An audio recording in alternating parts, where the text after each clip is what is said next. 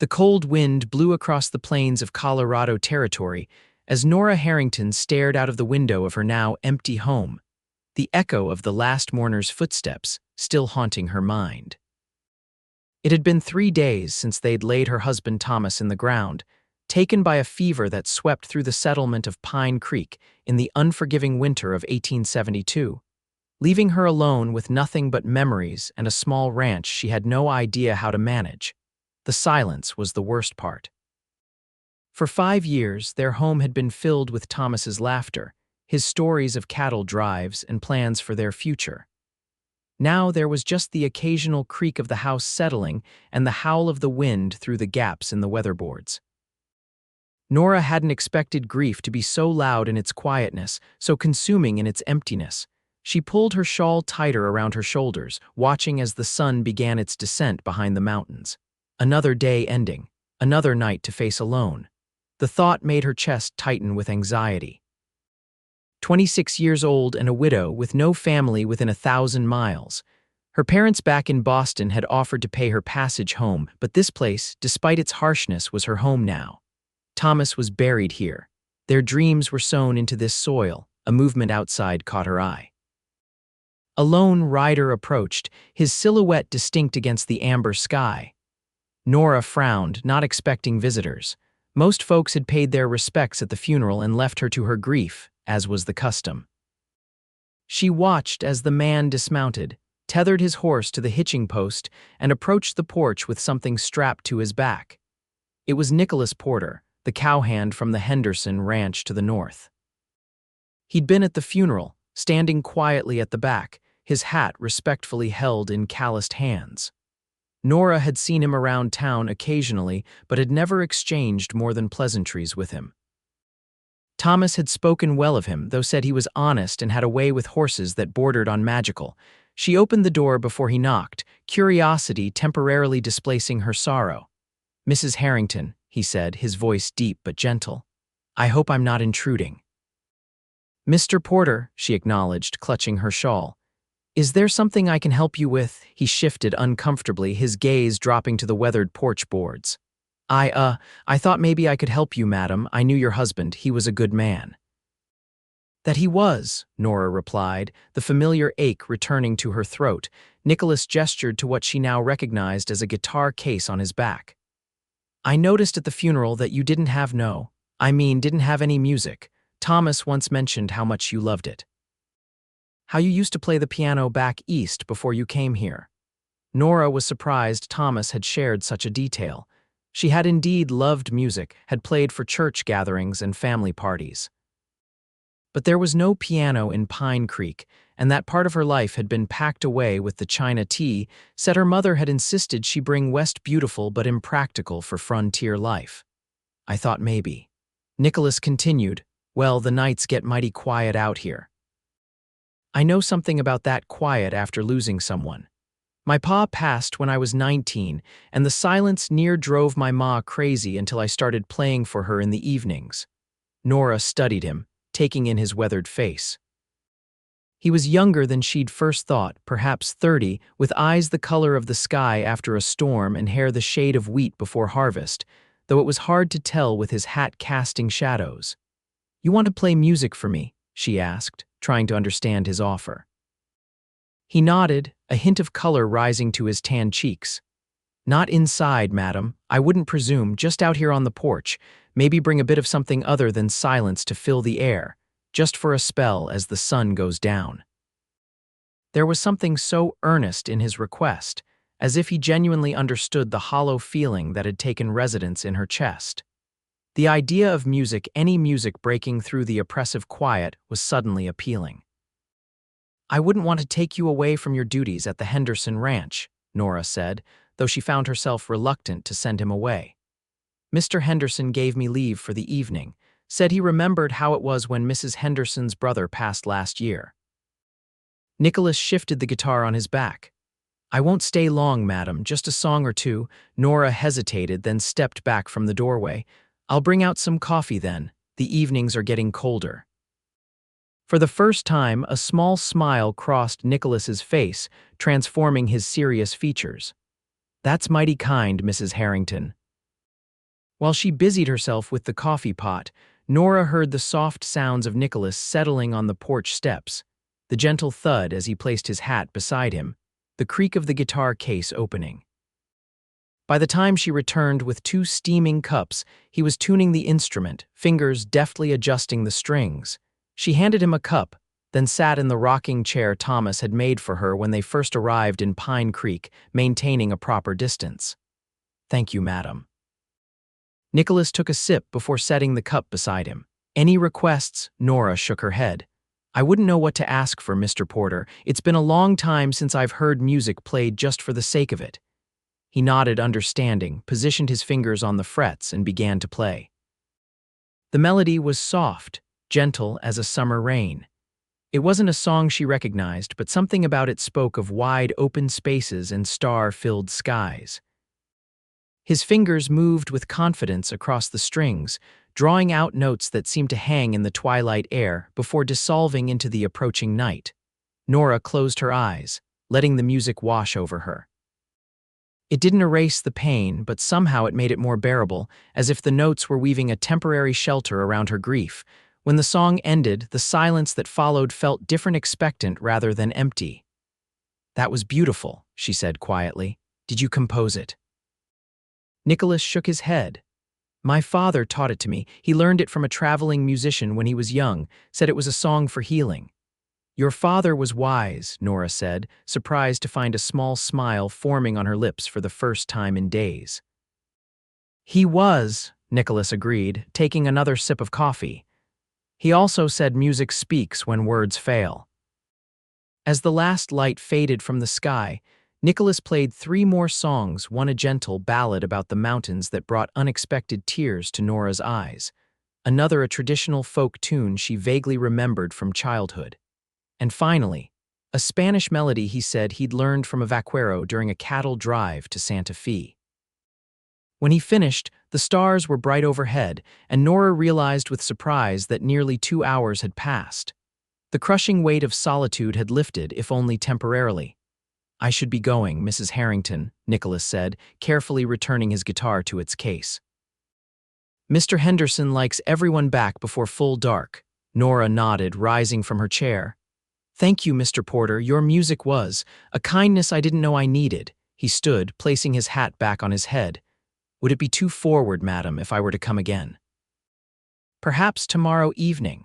The proper response would be to decline, to thank him but explain that it wouldn't be appropriate for a recently widowed woman to receive regular visits from a single man. But the thought of returning to the silence, of facing another endless evening alone with her thoughts, was suddenly unbearable.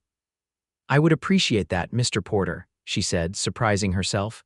Perhaps at the same time, the smile that crossed his face was warm, genuine. "I'll be here, madam, and maybe I can bring a few tools, check on that loose railing while I'm at it, if you don't mind." "That would be kind, thank you." Nora watched as he mounted his horse with the easy grace of a man who'd spent most of his life in the saddle. "Good night, Mr. Porter." "Good night, Mrs. Harrington," he replied, tipping his hat before turning his horse toward the trail that would lead him back to the Henderson ranch. As she went back inside, Nora realized the house didn't feel quite as empty as it had before. The memory of music lingered in the air, and for the first time since Thomas's death, she fell asleep without tears staining her pillow. True to his word, Nicholas returned the following evening and the one after that. Each night, he would play for an hour or two as the sun set, sometimes songs he knew, sometimes melodies he created on the spot. Nora found herself looking forward to these visits, preparing coffee and occasionally baking something simple, biscuits or a small pie if she had fruit preserved. On his 3rd visit, he arrived with tools as promised and spent the hour before sunset repairing the loose porch railing, declining payment but accepting the apple pie Nora had prepared. As he worked, they talked tentatively at first, then with growing comfort. She learned he had come to Colorado 5 years earlier, drawn by stories of opportunity and open land. He'd worked as a ranch hand for Mr. Henderson since arriving, saving his earnings in hopes of someday buying a small spread of his own. He spoke of his mother back in Missouri, of his younger sister who had married a shopkeeper in Denver, of his love for the mountains and the changing seasons. In turn, Nora found herself sharing snippets of her own story, her childhood in Boston, her marriage to Thomas against her parents' wishes, their journey west, and the challenges of adapting to frontier life. "Did you ever regret coming?" Nicholas asked one evening as they sat on the porch, the guitar temporarily silent in his lap. Nora considered the question, watching as the first stars appeared overhead. "Sometimes, in the beginning. The winters were harder than I'd imagined, and I missed certain comforts. But no, I don't regret it. This land gets into your blood somehow." Nicholas nodded, understanding. "That it does. First time I saw the Rockies, I knew I'd never be satisfied living anywhere else." A week passed, then two. The October days grew shorter, the nights colder. Nicholas continued his visits, now bringing firewood or game. He'd hunted a brace of rabbits, a wild turkey along with his guitar. Nora found herself watching the sun's position in the sky throughout the day, her heart lifting as evening approached. Word of Nicholas's evening visits eventually reached town, as all things did in a community the size of Pine Creek. Nora first became aware of it when she visited the general store for supplies. Mrs. Wilson, the shopkeeper's wife, was unusually attentive, asking detailed questions about how Nora was managing on her own, if she needed any help with the ranch. "I'm managing well enough," Nora replied, selecting the items she needed. "The cattle are few enough to handle, and I've been keeping up with the other chores." "That's good to hear," Mrs. Wilson said, her eyes bright with curiosity. "And I understand young Mr. Porter has been lending a hand as well." The way she emphasized the words made their meaning clear. Nora felt heat rise to her cheeks. "Mr. Porter has kindly checked on me a few times," she said carefully. "He was acquainted with my husband and has offered some assistance with repairs." Mrs. Wilson nodded, a knowing expression on her face. "He's a fine young man, hardworking." "Musical too, I hear." Nora paid for her purchases and left quickly, unsettled by the conversation. That evening, when Nicholas arrived, she found herself more reserved, maintaining a greater distance as they sat on the porch. He noticed the change immediately. "Have I offended you somehow, Mrs. Harrington?" "No," she assured him. "It's just, there's been talk in town about your visits here." Understanding dawned on his face. "Ah, people with too much time and too little to occupy their minds." "It's not proper," Nora said quietly. "I'm still in mourning, and for a single man to visit a widow so frequently." Nicholas set his guitar aside. "Would you prefer I stop coming?" The question hung between them. The proper answer would be yes. The sensible answer would be yes. But the thought of returning to the silence, of no longer hearing his music or sharing conversation as the sun set, made her heart constrict. "No," she admitted finally. "Your visits have been a comfort, but perhaps we should be more cautious." He nodded slowly. "What if I were to come in an official capacity? You mentioned needing help with the winter preparations for the ranch. I could speak to Mr. Henderson, arrange to work here a couple of days a week. He owes me time after I helped him through the spring calving." The solution was practical, respectable. Ranchers often shared labor, especially widows who couldn't manage alone. "Would Mr. Henderson agree to that?" Nora asked. "I believe he would. He spoke highly of your husband and mentioned his concern for you managing alone with winter coming." Nicholas picked up his guitar again, fingers absently stroking the strings. "It would give a proper reason for my presence, and I could still play in the evenings after the work is done." The arrangement was made, and true to Nicholas's prediction, Mr. Henderson not only agreed, but insisted on sending Nicholas to the Harrington Ranch 2 days a week through the winter months. "Can't have Thomas's widow struggling," the older rancher said when he rode over to discuss the details. "Not when good neighbors can lend a hand," so began a new rhythm to Nora's days. Nicholas would arrive early on Tuesdays and Fridays, working through the day on whatever needed attention, repairing the barn roof, reinforcing the corral, chopping and stacking firewood, helping Nora butcher one of the hogs for winter meat. In the evenings, they would still sit on the porch if the weather allowed, or by the fire if it was too cold, and he would play his guitar. As October gave way to November, Nora found herself watching Nicholas as he worked, admiring his strength and competence. He moved with an economy of motion, never wasting energy but accomplishing more than she would have thought possible in a day. He was patient with the animals, gentle with her aging mare, and respectful of her home and possessions. She began to notice other things too, the way the sun brought out gold highlights in his hair, how his eyes crinkled at the corners when he smiled, the unexpected dimple that appeared in his right cheek when he laughed.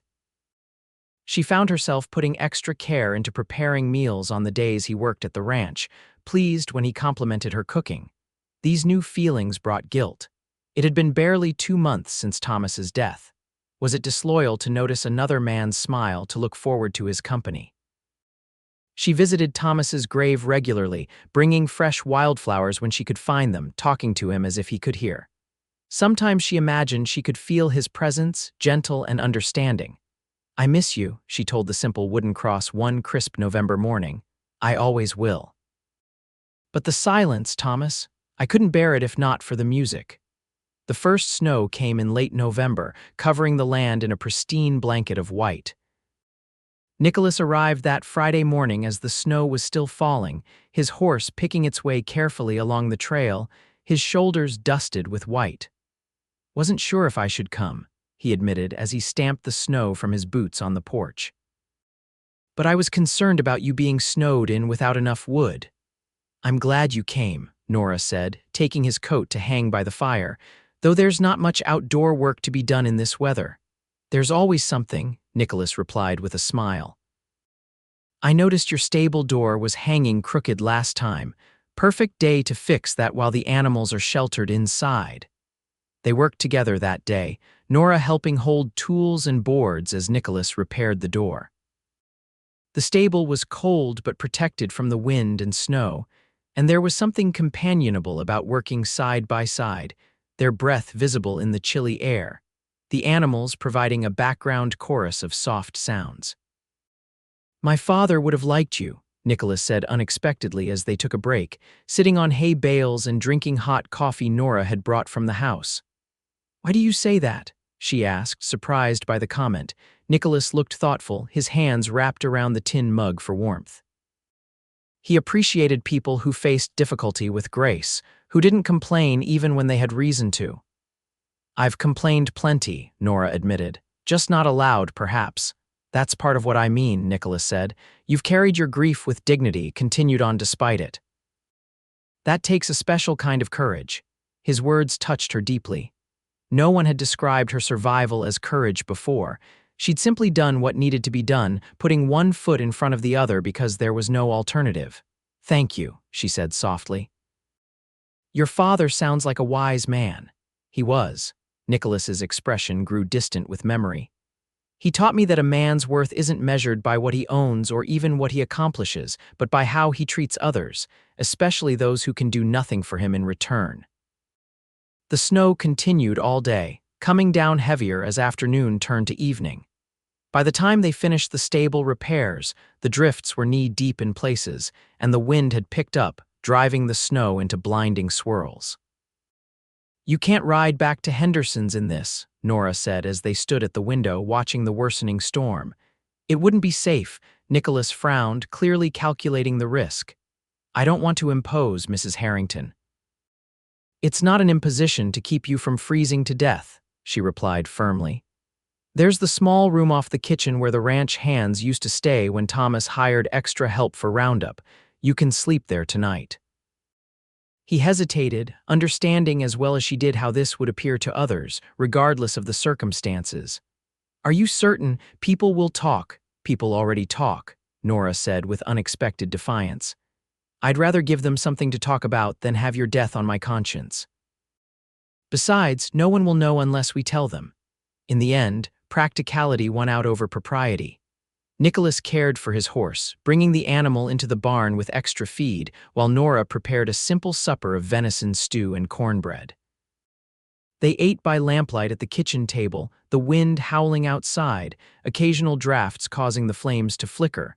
After the meal, Nicholas took his guitar from its case without being asked. "A storm like this calls for music," he said, settling into a chair by the fire. The songs he played that night were different from his usual selections, old ballads about journeys and homecomings. tales of love found and lost, melodies that seemed to reach beyond the walls of the cabin to touch something ancient and enduring. Nora sat in her rocking chair, mending a shirt by the light of the fire, letting the music wash over her. When he played a particularly poignant melody, she found herself singing along softly, remembering words to a song she hadn't heard since childhood. Nicholas looked up in surprise, his fingers never missing a note, a smile spreading across his face as their voices blended together. When the song ended, he shook his head in wonder. "You've been hiding a gift, Mrs. Harrington. Your voice is beautiful." Nora felt her cheeks warm at the compliment. "I used to sing in the church choir back in Boston. There hasn't been much occasion for it here." "Will you sing another?" he asked, fingers poised above the strings.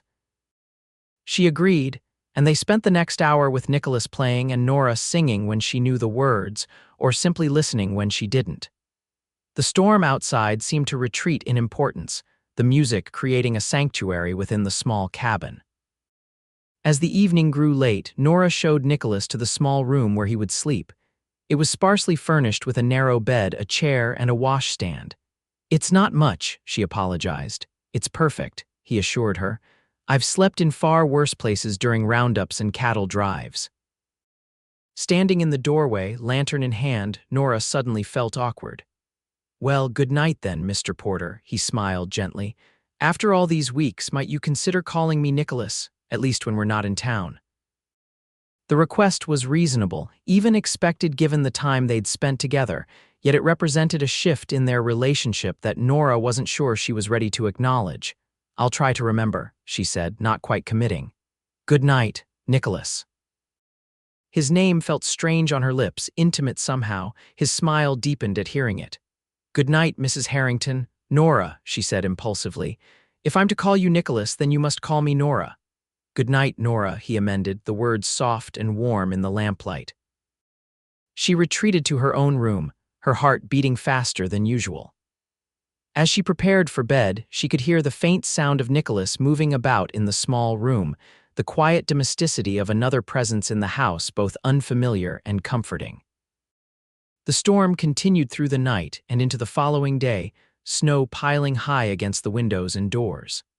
Nicholas and Nora worked together to clear paths to the barn and stable, to check on the animals, to bring in more firewood from the covered stack.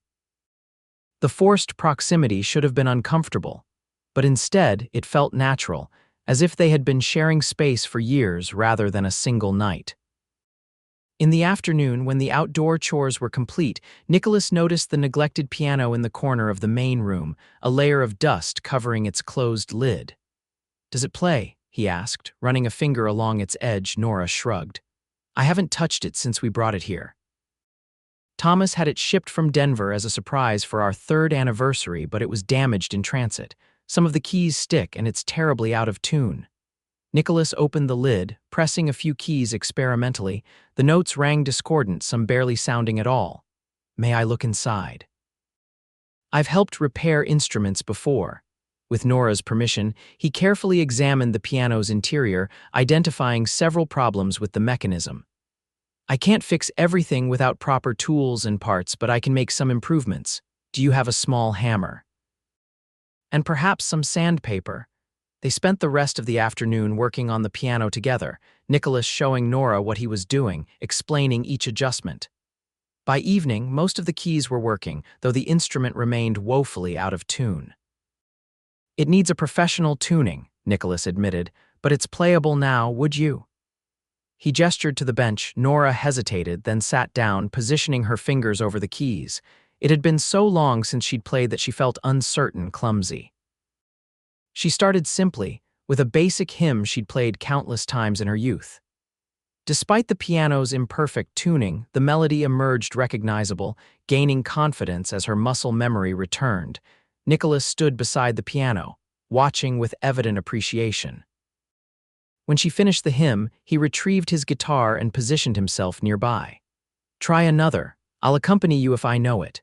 They discovered a shared repertoire of traditional songs and hymns, creating impromptu duets as the storm continued outside. By the time they paused for supper, Nora's fingers were sore but her spirit lighter than it had been in months. The snow stopped falling that night, though the accumulation was substantial.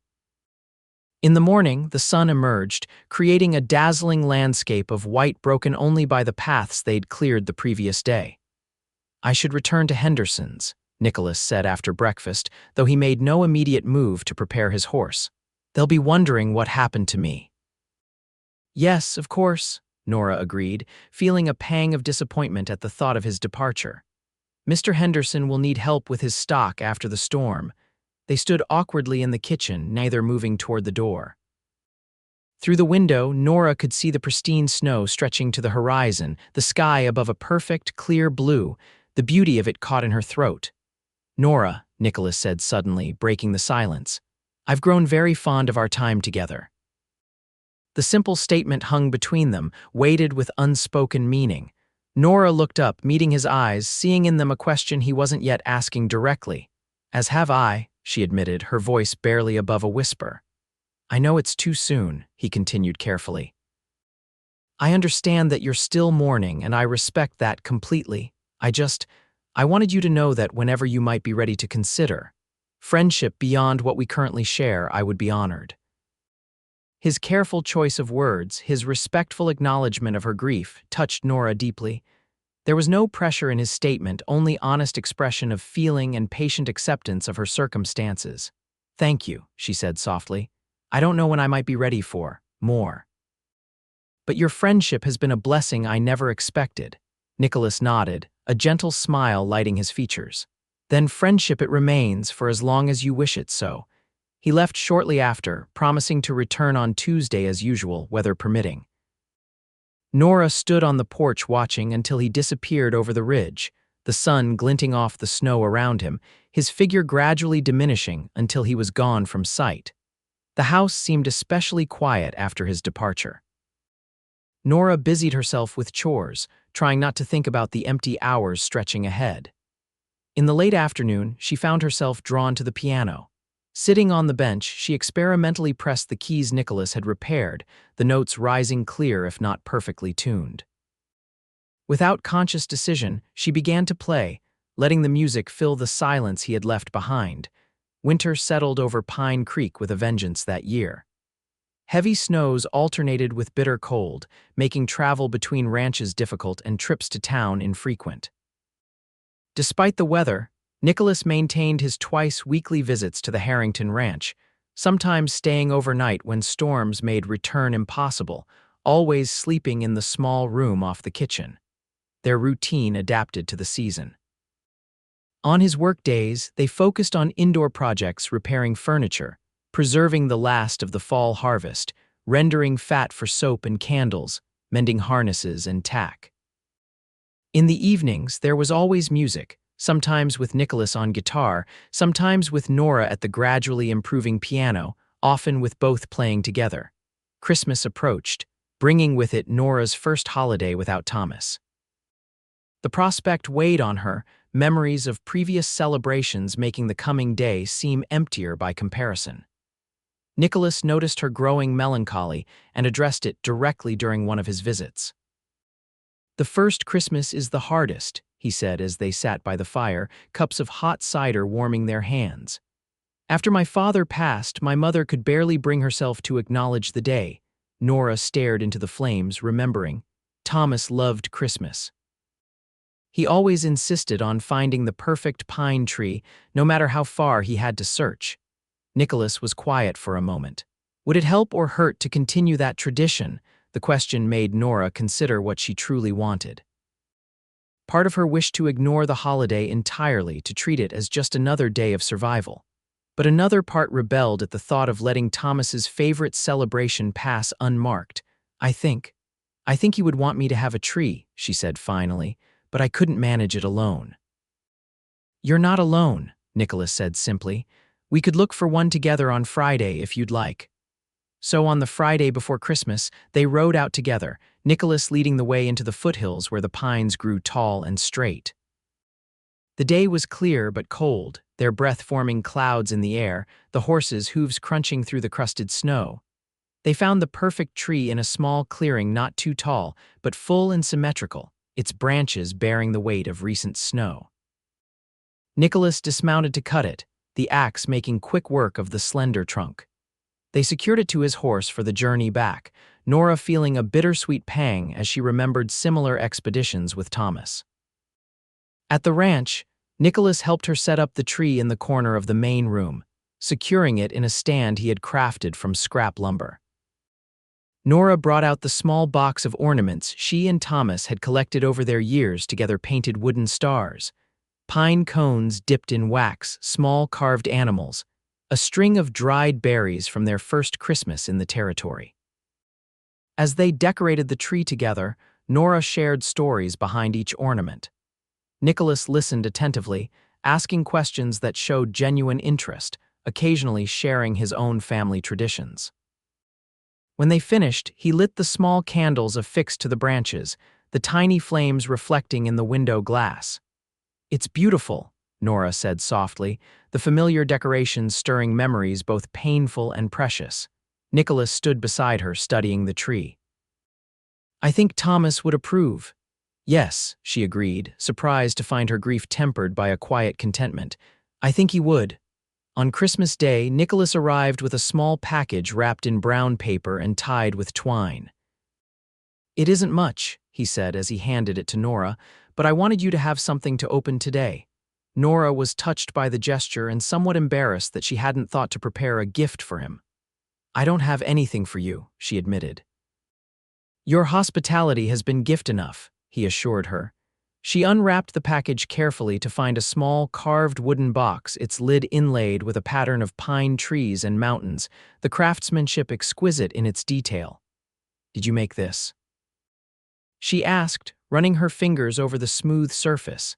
Nicholas nodded, a hint of color rising to his cheeks.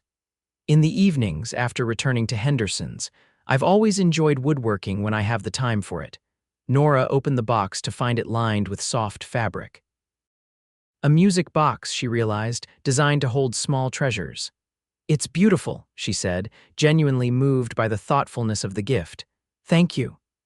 Impulsively, she reached for a small parcel on the mantelpiece, a fresh batch of gingerbread cookies she had baked that morning, wrapped in cloth. "These aren't nearly as special as your gift, but please take them. The recipe was my grandmother's."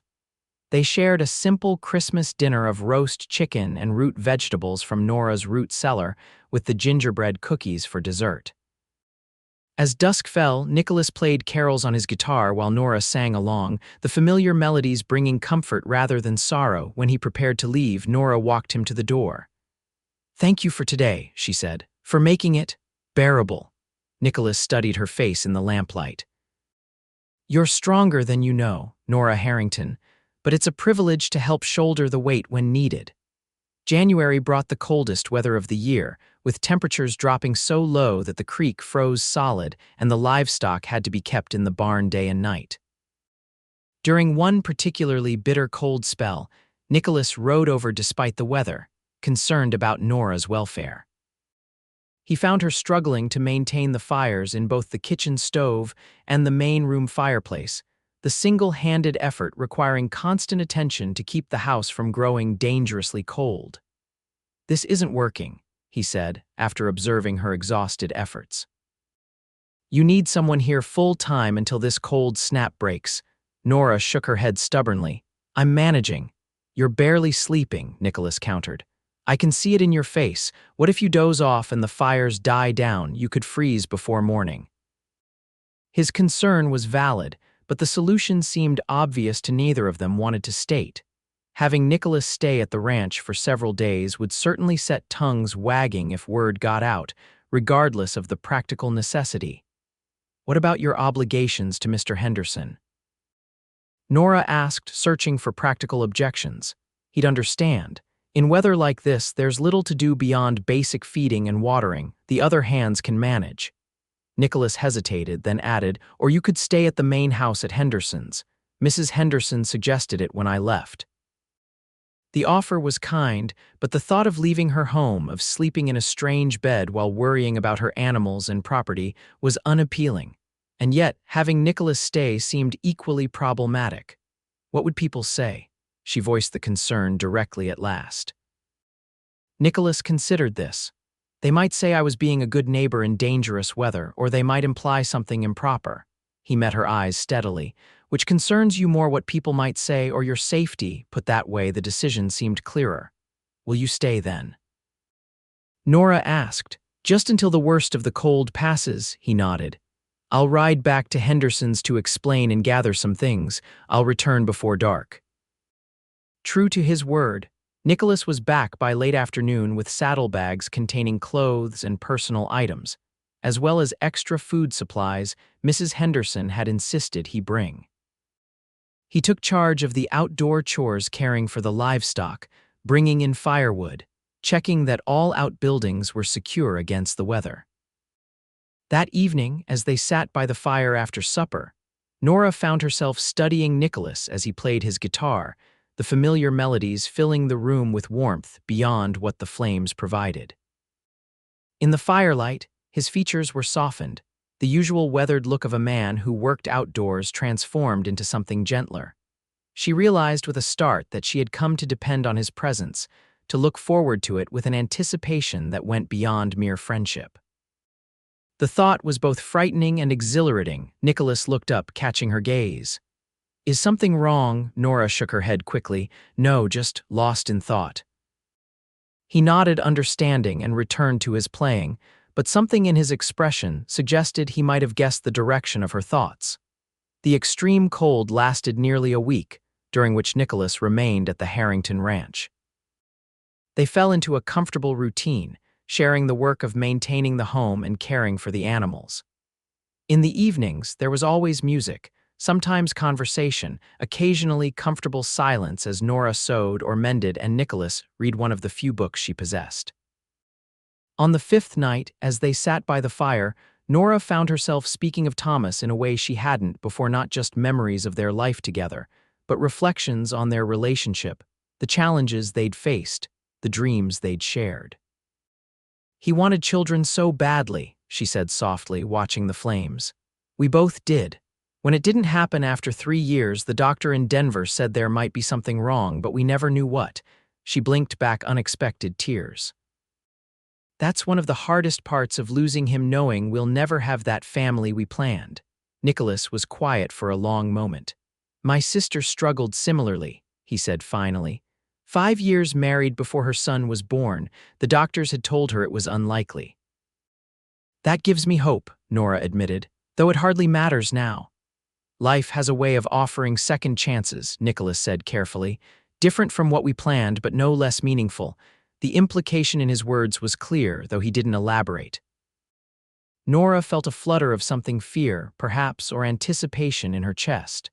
The conversation shifted to other topics, but his comment lingered in her mind as they prepared for sleep. The cold snap broke 2 days later, the temperature rising enough that the immediate danger passed.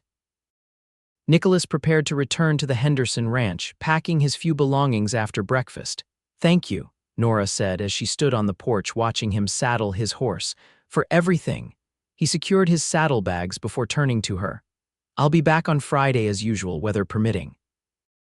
I'll have something special for supper, she promised, realizing how much she would miss his daily presence despite the propriety of his departure. Nicholas hesitated, then stepped closer. Nora, I've been thinking about the ranch, about how difficult it is for you to manage alone. She stiffened slightly. I'm managing well enough with your help twice a week. You are, he agreed quickly. That's not what I meant to imply. He removed his hat, turning it in his hands. Mr. Henderson mentioned that he's considering expanding his operation, buying more land for additional grazing. Nora frowned, not seeing the connection. That's good for him, I suppose. He's expressed interest in your property, Nicholas continued. Not the house or the immediate surroundings, but the grazing land to the north and west. He's prepared to make a fair offer. The suggestion caught Nora off guard. The land Nicholas referenced represented about half of the Harrington ranch land that was difficult for her to utilize fully without more help, but which represented a significant portion of the property's value. I hadn't considered selling, she said slowly. It would provide income without requiring you to leave your home, Nicholas pointed out, and reduce the acreage you need to maintain. There was logic in his suggestion, but something about it troubled her. Did Mr. Henderson send you to negotiate on his behalf? Nicholas looked startled. No, of course not. I mentioned it only because I thought it might ease your burden. He placed his hat back on his head. Forgive me if I've overstepped. You haven't, Nora assured him, though the conversation had unsettled her. It's something to consider, certainly. He mounted his horse, gathering the reins. I'll see you Friday, then. As he rode away, Nora couldn't shake a vague sense of unease. The suggestion to sell part of the ranch was practical, even helpful, yet it felt somehow like the beginning of dismantling the life she and Thomas had built together. More troubling was the fact that Nicholas had brought it up. Was his concern truly for her welfare, or did he have some interest in facilitating Mr. Henderson's expansion? The thought troubled her for days, creating a small seed of doubt about Nicholas's intentions. By Friday, she had decided to address it directly when he arrived for his regular work day. But Nicholas didn't come on Friday, nor did he send word explaining his absence. Nora waited all day, moving from concern to worry to hurt as the hours passed with no sign of him. By evening, she had convinced herself that their conversation about the land sale had revealed some hidden agenda, that perhaps his months of kindness had been motivated by ulterior motives all along. She spent a restless night, alternating between anger and anxiety. What if something had happened to him? What if he was injured somewhere between the ranches? But surely Mr. Henderson would have sent someone to inform her if Nicholas had met with an accident. Saturday morning dawned clear and cold. Nora was collecting eggs in the henhouse when she heard the sound of an approaching horse. Rushing outside, her heart leaped at the sight of Nicholas riding toward the house, then plummeted at his appearance. His face was bruised, one eye swollen nearly shut, his posture suggesting further injuries beneath his clothing. What happened? She demanded as he dismounted stiffly. Trouble at Henderson's, he said grimly. I'm sorry I couldn't send word yesterday. Nora led him inside, insisting he sit while she prepared coffee. The bruises looked worse in the indoor light, his split lip and scraped knuckles telling a story of violent confrontation. Tell me, she said as she placed a steaming cup before him. Nicholas sipped the hot liquid carefully. Cattle rustlers. They hit Henderson's south pasture Thursday night. We tracked them most of Friday, caught up with them near the territorial border. He winced as he shifted in his chair. There was a fight. We recovered most of the cattle, but they got away. Relief that his absence had nothing to do with their previous conversation was quickly replaced by concern about his injuries. You should see a doctor, he shook his head. Nothing's broken, just bruised. I've had worse. At least let me clean those cuts, Nora insisted, already gathering supplies. As she tended to his injuries, applying witch hazel to the bruises and salve to the cuts, Nora was acutely aware of their physical proximity. Her fingers moved gently over his face, cataloging each injury, her concern evident in her touch. Nicholas remained still under her ministrations, his eyes watching her face with an intensity that made her cheeks warm. I thought perhaps you weren't coming because of our conversation about the land, she admitted as she finished, stepping back to create some distance between them. Nicholas looked genuinely confused. Why would that keep me away? I worried that you might have had some personal interest in Mr. Henderson acquiring the property, Nora explained, feeling foolish now for her suspicions. Understanding dawned on his bruised face. You thought I was trying to facilitate the sale for my own benefit. It crossed my mind, Nora admitted, unable to meet his eyes. I'm sorry for doubting you. Nicholas was quiet for a moment. Mr. Henderson did ask me to mention it to you, he said finally, but only because he knew we had a friendly relationship. He thought you might be more receptive hearing it from someone you trust. He leaned forward, waiting until Nora looked at him. I have no personal stake in whether you sell or not. My only concern is for your welfare. The simple sincerity in his voice dispelled her lingering doubts. Thank you for being honest. I'll consider Mr. Henderson's interest, but I'm not ready to make any decisions yet. There's no rush, Nicholas assured her, and whatever you decide, I'll continue to help as long as you need me. Despite his injuries, Nicholas insisted on completing the most essential tasks around the ranch that day. Nora watched him work, noting how he favored his right side, the occasional grimace of pain he couldn't quite hide. When he finally agreed to rest, sitting on the porch despite the chill, she brought him a blanket and a cup of hot cider. "You're too stubborn for your own good," she chided gently as she sat beside him. Nicholas smiled, wincing as the expression pulled at his split lip. "My father used to say the same thing, called it my greatest strength and worst flaw." "Your father was a wise man," Nora observed, pulling her own blanket tighter around her shoulders. They sat in companionable silence, watching as the winter sun began its early descent toward the mountains. Without his guitar, the only music was the occasional call of a bird or the distant lowing of cattle, yet Nora found the quiet between them comfortable rather than oppressive. "I've been thinking," Nicholas said after a while, "about spring. Nora echoed, surprised by the change of subject. He nodded.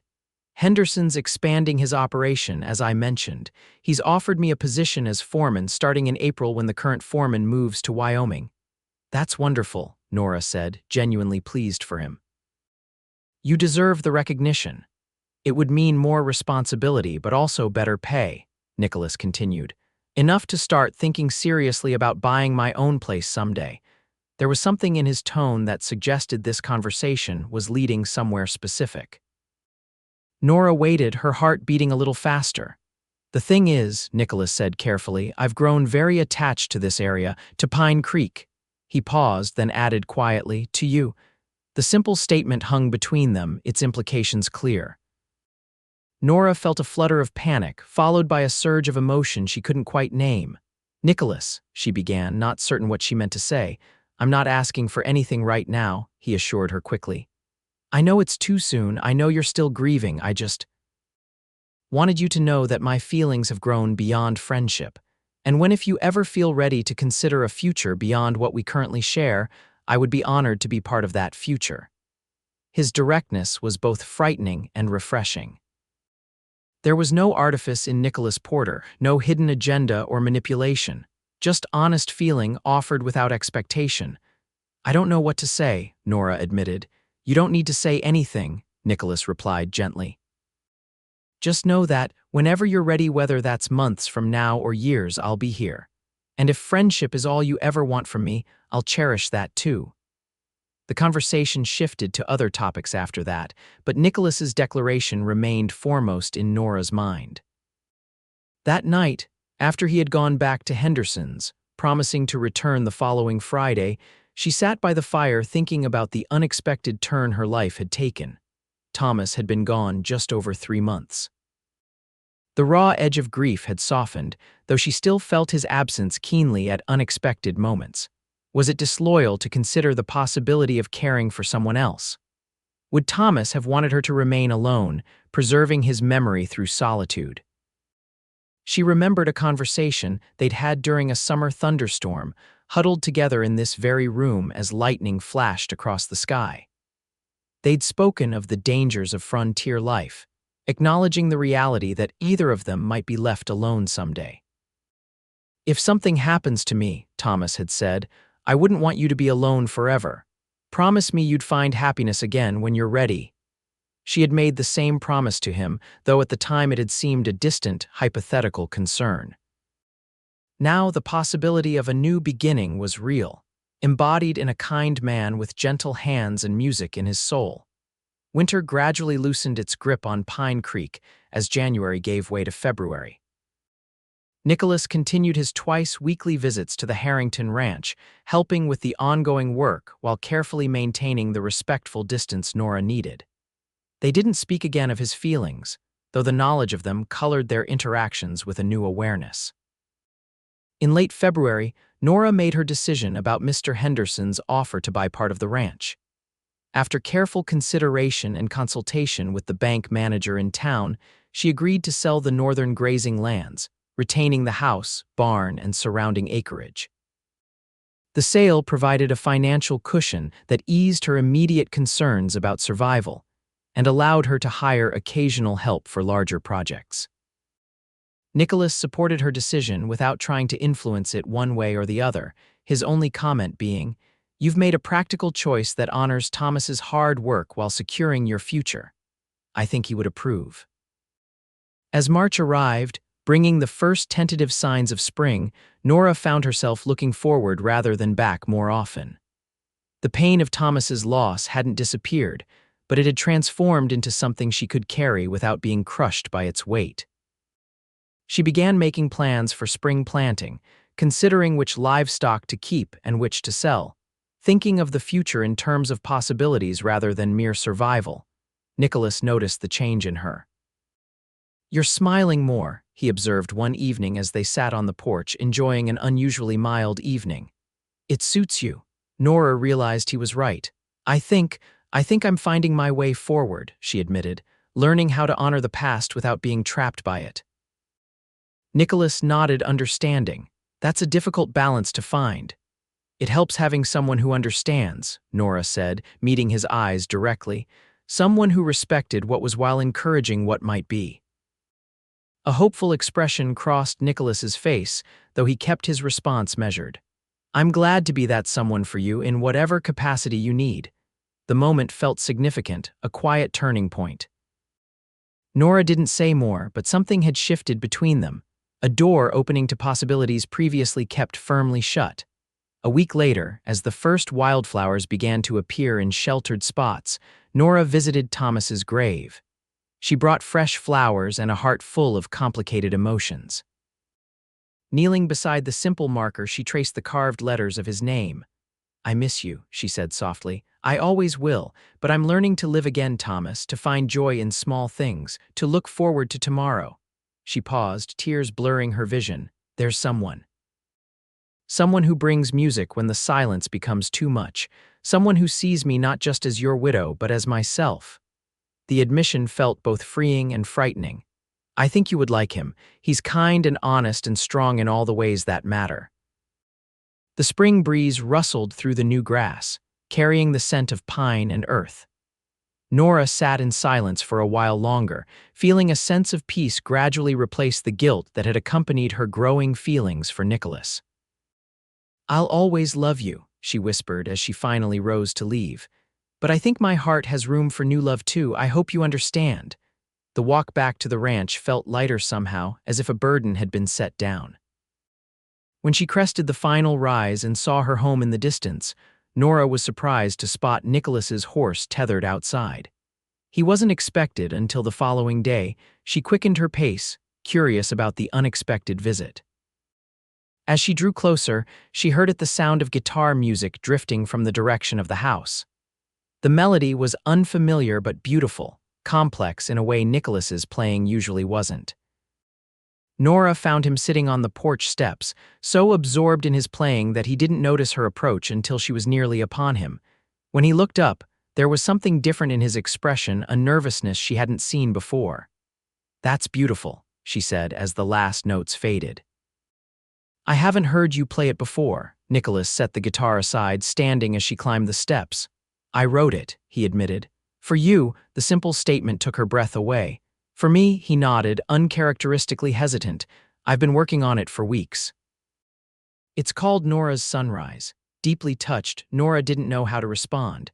The fact that he had composed music for her, had poured his feelings into a melody that somehow captured both sorrow and hope, moved her in ways words couldn't express. "Will you play it again?" she asked softly. Nicholas picked up the guitar and began to play, his fingers moving confidently across the strings. The composition was unlike anything he had played for her before, more complex, with interwoven melodies that seemed to tell a story without words.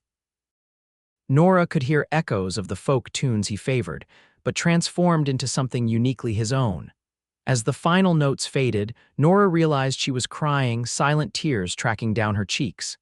Nicholas set the guitar aside, concern evident in his face. "I've upset you," he said, reaching for her hand. Nora shook her head, squeezing his fingers.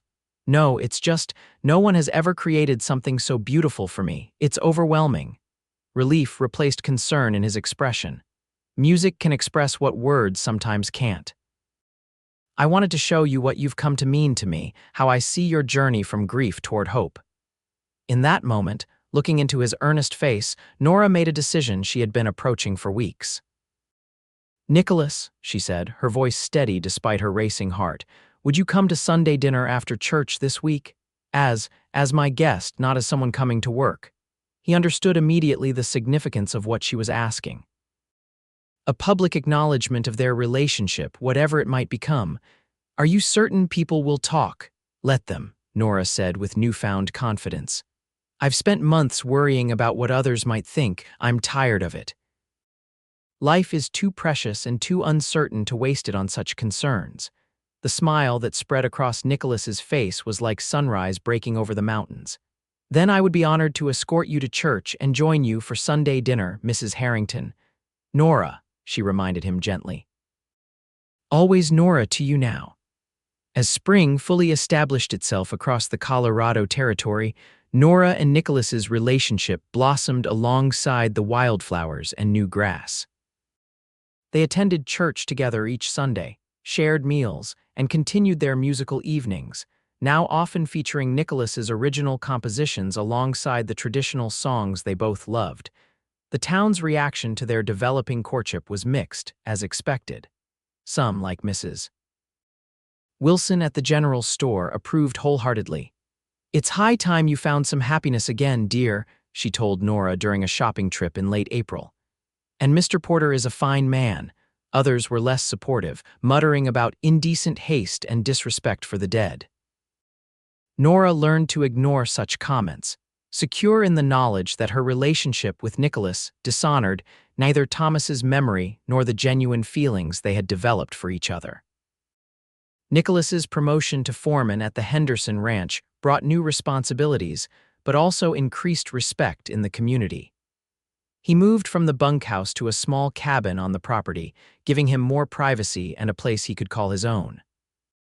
His twice-weekly visits to Nora's ranch continued, though the nature of his work there gradually shifted from necessity to choice, from obligation to shared endeavor.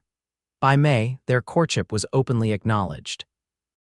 Nicholas took Nora to the spring social in town, where they danced together under lantern light, while neighbors looked on with varying degrees of approval. When the band took a break, Nicholas brought out his guitar and played several songs, including Nora's Sunrise, which drew appreciative applause from the gathering. "You've brought music back to our community," Reverend Taylor told him afterward, "and light back to Mrs. Harrington's eyes. Both are blessings not to be taken lightly." As spring turned to summer, Nora and Nicholas settled into a rhythm that balanced independence with togetherness.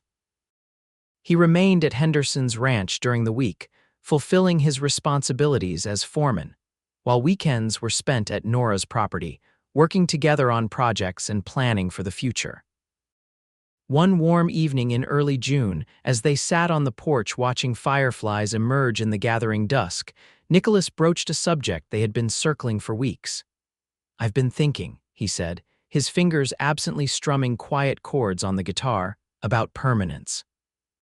Nora looked at him curiously. "Permanence? Yes," he set the guitar aside, turning to face her directly. "I love you, Nora. I think you know that by now, and while I'm content with our current arrangement, I find myself wanting more, wanting a shared life, not just shared moments." The directness of his statement didn't surprise her. It was characteristic of Nicholas to speak his mind plainly without artifice. What caught her off guard was her own readiness to hear these words, to consider the future they implied. "Are you proposing, Nicholas Porter?" she asked, her voice steady despite the sudden racing of her heart. "I suppose I am, though not very eloquently," he admitted with a self-deprecating smile. "I should have planned this better, had a speech prepared." "I've never cared much for speeches," Nora told him, reaching for his hand. "Honesty means more to me than eloquence." Nicholas's fingers closed around hers. "Then, honestly, I want to build a life with you, here on this land that you love. I want to wake up beside you each morning and play music for you each evening. I want to see children running through these fields someday if we're blessed that way." He paused, his expression growing serious. "I know Thomas will always hold a place in your heart, and I would never ask you to change that, but I believe there's room in a heart for more than one great love." Tears blurred Nora's vision, not of sorrow, but of a joy so intense it was almost painful. "Yes," she said simply. Yes to all of it. Nicholas gathered her into his arms, holding her as if she were the most precious thing in the world. When he kissed her, it felt like coming home and setting out on an adventure all at once familiar and thrilling, safe and exhilarating. They were married in late August, when the summer heat had begun to soften and the first hints of autumn touched the highest leaves.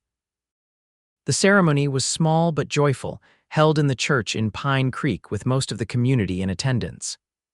Mrs. Henderson had helped Nora sew a new dress of pale blue, simple but elegant, adorned with lace she'd kept packed away since leaving Boston.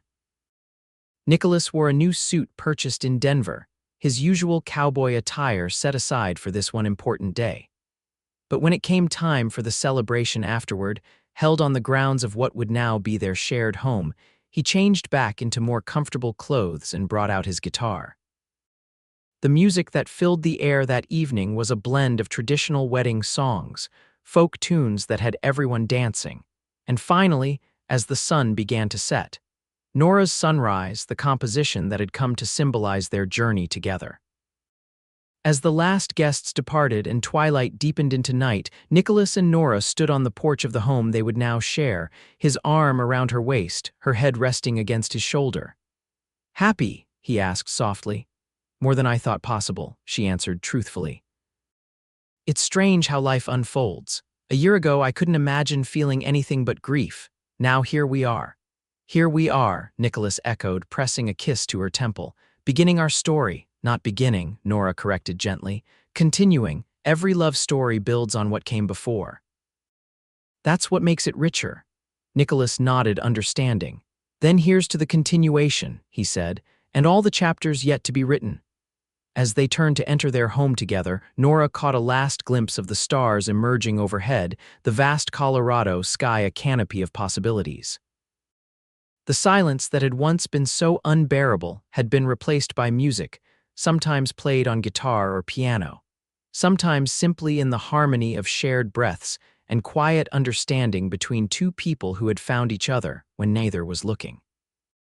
Life in the Colorado Territory remained challenging, full of hard work and occasional hardship. But it was also filled with moments of unexpected beauty, wildflowers blooming after spring rains, sunset painting the mountains gold, music rising from the porch on summer evenings, carrying across the land that had witnessed both their sorrows and their joys. In the years that followed, the Porter Ranch, as it came to be known, though Nora and Nicholas always referred to it as our place, prospered through their combined efforts. Nicholas's skill with horses and cattle complemented Nora's talent for organization and planning. Together they built something neither could have created alone. Their first child, a daughter they named Elizabeth after Nora's mother, arrived almost 2 years after their marriage, a small miracle that doctors in Denver had once suggested might never happen. She was followed 3 years later by a son, James Thomas, named for both Nicholas's father and Nora's first husband, an acknowledgement of the past that had shaped their present. On quiet evenings after the children were asleep, Nicholas still played his guitar while Nora sometimes accompanied him on the piano they had finally had properly repaired. The music that had first brought comfort in grief became a celebration of life, a thread that wove through their days, binding them together through all seasons. And sometimes, on the anniversary of Thomas's death, Nora would visit his grave alone, bringing wildflowers and quiet gratitude for the love they had shared and the strength it had given her. She would tell him about the children, about the ranch, about the happiness she had found with Nicholas. It was not a betrayal of what had been, but an honoring of all that was and all that might be the full circle of a heart's capacity to love. As their children grew, music filled their home. Elizabeth showed a natural talent for the piano, while James preferred his father's guitar. On special occasions, all four would play together, their harmonies blending like the seasons of their lives, sometimes sweet, sometimes melancholy, always genuine. Nicholas continued to compose, creating melodies that captured their life together, Elizabeth's Lullaby, James's First Ride, Anniversary Waltz, a musical history of their family that needed no words to convey its depth of feeling. And on summer evenings, Neighbors passing by the Porter Ranch might pause to listen as music drifted from the porch, a guitar playing softly as the sun set behind the mountains, a woman's voice joining in harmony, and sometimes the higher, clear tones of children learning the songs of their heritage. In those moments, Nora would often remember that first evening when a grieving widow couldn't bear the silence, and a kind cowboy brought his guitar to play outside her door. How strange and wonderful that the worst pain of her life had ultimately led to such joy, not replacing what was lost, but building something new from its foundation. Life, like music, continued to unfold in unexpected ways, each measure adding depth to the composition, each harmony richer for the discords that had come before. And through it all, through every season of their shared lives, the music played on a testament to love's enduring power to heal, to transform, and ultimately to transcend.